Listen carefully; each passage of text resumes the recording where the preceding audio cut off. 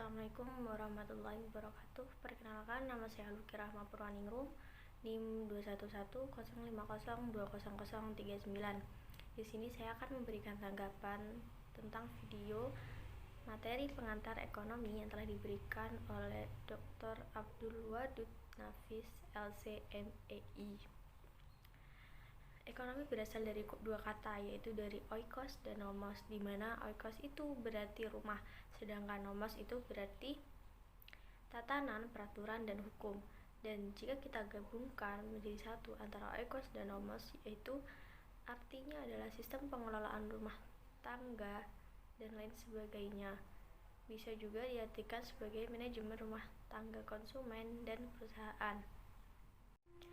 Dari sini dapat kita simpulkan bahwa ekonomi adalah bagaimana cara kita mengatur pendapatan rumah tangga individu dan bagaimana cara kita membelanjakan pendapatan tersebut. Contohnya seperti mengatur administrasi perusahaan. Definisi ilmu ekonomi itu juga ada menurut Adam Smith, di mana ilmu ekonomi adalah sebuah cabang ilmu yang membahas dan mempelajari tentang tingkah laku manusia dalam usahanya dan mengalokasikan atau mengelola segala sumber daya yang memiliki batasan penggunaan untuk mencapai sebuah tujuan tertentu. Kemudian yang selanjutnya yaitu ada pembagian ilmu ekonomi. Pembagian ilmu ekonomi dibagi menjadi tiga, yaitu ada ilmu ekonomi deskriptif, ada ilmu ekonomi terapan, dan juga ada ilmu ekonomi teori. Nah, yang pertama yaitu ilmu ekonomi deskriptif.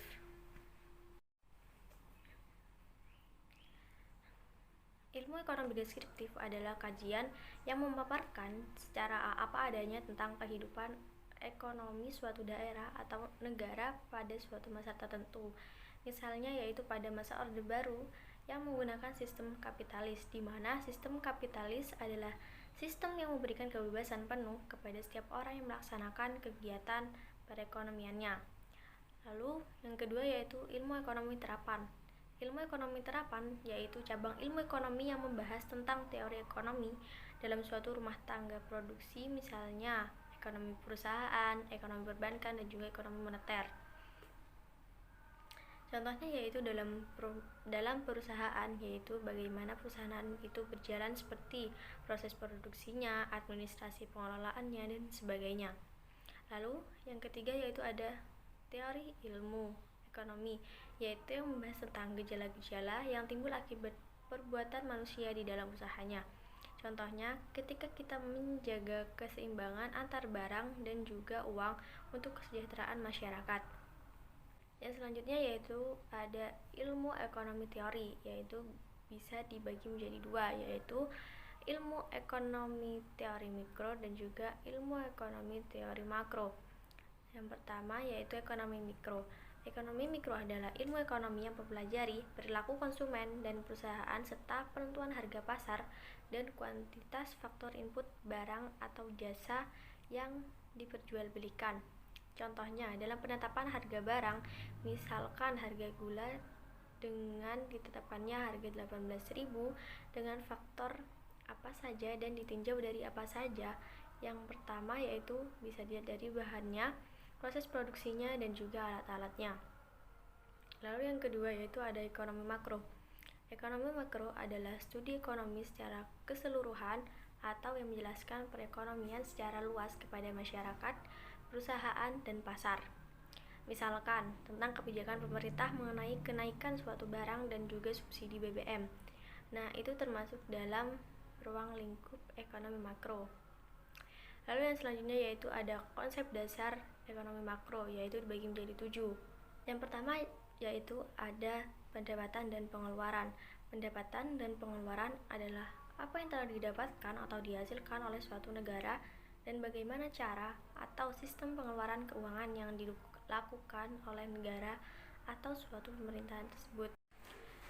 Lalu yang kedua itu ada pengangguran, dan yang ketiga ada uang dan fungsinya. Uang dan fungsinya adalah bagaimana peredaran uang di dalam pasar yang ada.